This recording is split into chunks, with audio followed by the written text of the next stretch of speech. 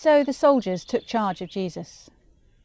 Carrying his own cross, he went out to the place of the skull, which in Aramaic is called Golgotha. There they crucified him, and with him 2 others, one on each side and Jesus in the middle.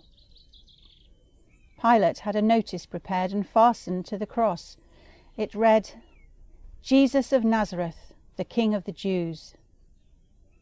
Many of the Jews read this sign, for the place where Jesus was crucified was near the city, and the sign was written in Aramaic, Latin and Greek. The chief priests of the Jews protested to Pilate, "Do not write the King of the Jews, but that this man claimed to be the King of the Jews." Pilate answered, "What I have written, I have written." When the soldiers crucified Jesus, they took his clothes, dividing them into 4 shares, one for each of them, with the undergarment remaining. This garment was seamless, woven in one piece from top to bottom. "Let's not tear it," they said to one another. "Let's decide by lot who will get it." This happened that the scripture might be fulfilled that said, "They divided my clothes among them and cast lots for my garment." So this is what the soldiers did. Near the cross of Jesus stood his mother's sister, Mary, the wife of Clopas, and Mary Magdalene. When Jesus saw his mother there and the disciple whom he loved standing nearby, he said to her, "Woman, here is your son," and to the disciple, "Here is your mother." From that time on, this disciple took her into his home. Later, knowing that everything had now been finished, and so that scripture would be fulfilled, Jesus said, "I am thirsty." A jar of wine vinegar was there, so they soaked a sponge in it, put the sponge on a stalk of the hyssop plant, and lifted it to Jesus' lips. When he had received the drink, Jesus said, "It is finished." With that, he bowed his head and gave up his spirit.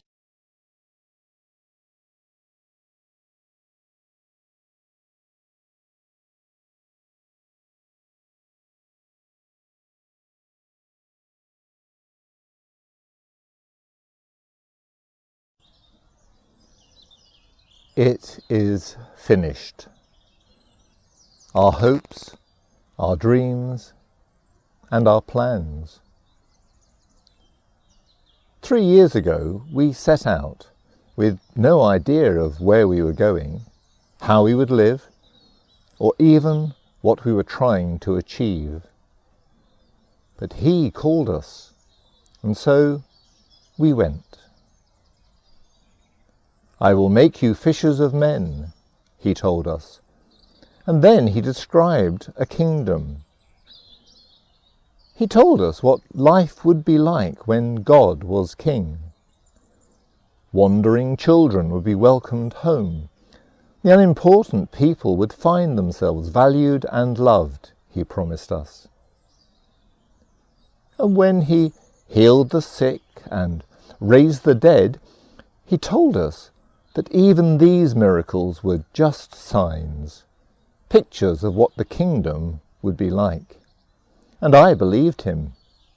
I believed every word. He promised me the keys to the kingdom. Me, a fisherman from nowhere with no education.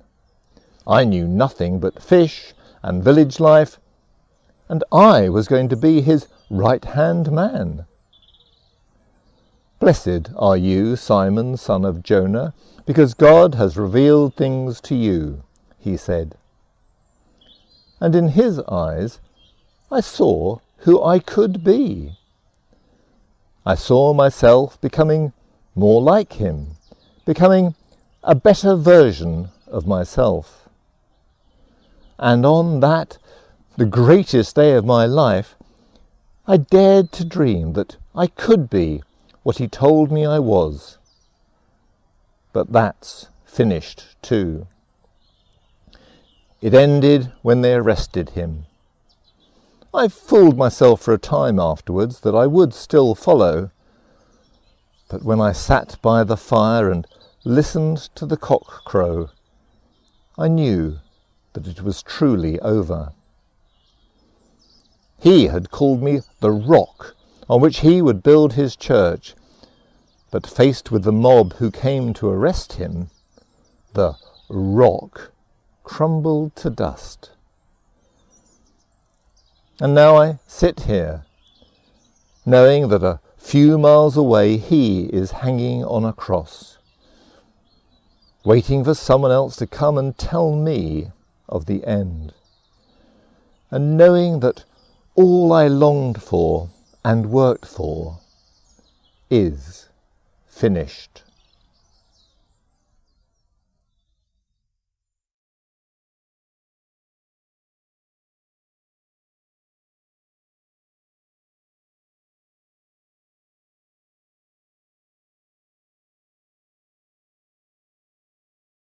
It is finished.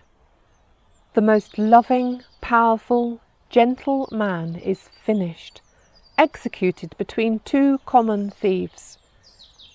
And the warmest, most unselfish love that I have ever known is over. He knew everything about me and loved me more than anyone I have ever known. To the end of my life, I will never forget that love, nor the way that when I said things and did things without thinking, he always seemed to understand. When I just wanted to show how much I loved him, and in an overwhelming impulse that I can never explain, poured perfume over him, he did not object to the waste or the mess, but he made my folly something special. The others tried to put me down. She's just a woman, they said. How would she understand? Judas said I wasted the perfume. Others said that I was behaving like a prostitute. He never once seemed to think badly of me. I used to watch him with the crowds. They pressed in around him. They wanted to touch him and see a miracle, and though they would listen with rapt attention, he must have wondered how much they were really taking in. And he would carry on patiently explaining, healing the sick and telling them of the love of God. I watched him stick up for children and the poor, and I clung to the knowledge that at the end of the day he would always have time for me. Me! Just a woman from Bethany. No one special. That's me. I didn't believe that it was really over until I saw him on the cross. Somehow, although he was stretched out by the nails, he seemed smaller, different, as if it was not really him. But his voice was the same. I had listened to him so often, and when I heard him say it, I knew it was true. It is finished, he said. And it is. His life is over, and it feels like mine has ended too.